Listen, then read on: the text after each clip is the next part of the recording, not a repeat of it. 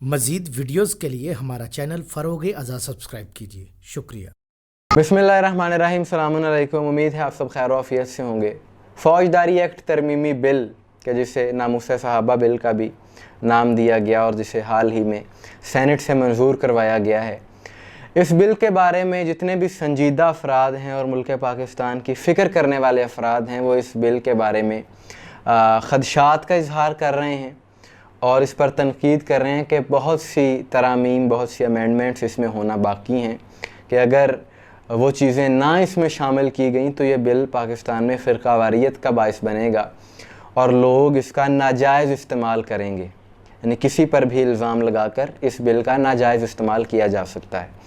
और वो सेनेटर्स के जो सेनेट के उस इजलास में मौजूद थे, उन्होंने भी इस पर तनकीद की और कहा हमें तो ये पढ़वाया भी नहीं गया ये बिल। और आज उर्दू पॉइंट के अखबार में एक नशर किया गया है कि मुस्लिम लीग काफ के रहनुमा ख्वाजा रमीज़ हसन का इंटरव्यू, उन्होंने भी यही बात की है कि इस बिल से मुल्क में फ़िरकावारियत फैलने का ख़दशा है। और ये लोग कि जिन्होंने ये बिल पास करवाया है, अगर वाकई ये लोग ये चाहते हैं कि मुल्क में अमन कायम हो, फ़िरकावारियत ना फैले, तो इन्हें एक ऐसा बिल पास करवाना चाहिए कि अगर पाकिस्तान में कोई मुसलमान दूसरे मुसलमान को उसकी तकफ़ीर करता है, उसे काफिर कहता है, उसके ख़िलाफ़ कानूनी कार्रवाई हो, ऐसा बिल एक मंजूर होना चाहिए मुतफ़क़ा तौर पर। और इस पर किसी को कोई एतराज़ भी नहीं होगा, मगर ये मौलवी ऐसा कभी नहीं करेंगे क्योंकि इनकी दुकानदारी बंद होती है। और जो बात की जा रही है, एक नारा लगाया जा रहा है सिर्फ़ आवाम को जज्बाती करने के लिए कि जी ये बिल जो मंजूर किया गया, इसका मकसद सहाबा की तौहीन करने से लोगों को रोकना है। भाई, सहाबा की तौहीन का कोई भी कायल नहीं है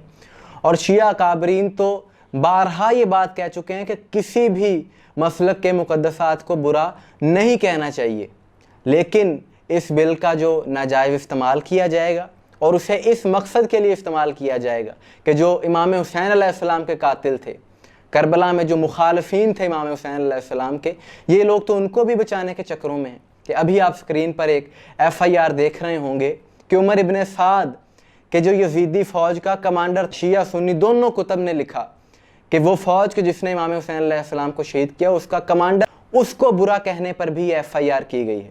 ये FIR आपके सामने है। तो पाकिस्तान में तो कुछ ऐसे भी नासबी हैं कि जो इमाम हुसैन के मुखालिफ हैं, उनको बुरा कहा जाए तो इनको तकलीफ़ होती है।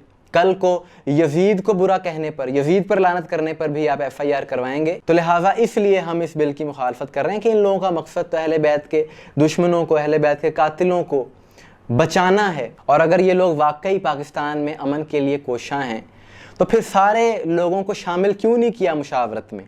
यानी जो शिया उलमा के मुज़ाकरात शुरू से रहे हैं, ये जो सेनेटर्स जो इस बिल की मुखालफत करते रहे, उनके बयानात को, उनकी बातों को क्यों नज़रअंदाज किया गया? इसका मकसद यही था कि ये लोग चाहते थे कि बस हमारी मर्ज़ी के मुताबिक, एक मखसूस तबके की मर्ज़ी के मुताबिक ये बिल पास करवाया जाए और किसी को इसमें शामिल ना किया जाए। 6 करोड़ पाकिस्तानी, 7 करोड़ पाकिस्तानी के उनके जो मुतालबात हैं उनको नज़रअंदाज करके ये बिल ज़बरदस्ती मंजूर करवा लिया गया। और अब नासबियत को जो एक मौका मिला है, वो अपनी पूरी कोशिश करेंगे कि किसी तरीके से यजीद को बचाया जाए, यजीद जैसों को बचाया जाए। लेकिन क़यामत तक अगर इस तरह के कई और बिल भी पास हो जाएं और ऐसे नासबी अफराद, ऐसे नासबी लोग के जो दुश्मनाने अहले बैत को बचाना चाहते हैं, यजीद को बचाना चाहते हैं, वो इकट्ठे भी हो जाएं, फिर भी ये लोग मिलकर भी दुश्मनाने अहले बैत को नहीं बचा सकते। क्योंकि हक़ और बातिल की तफरीक के जो अल्लाह ने कर दी है, ये लोग कौन होते हैं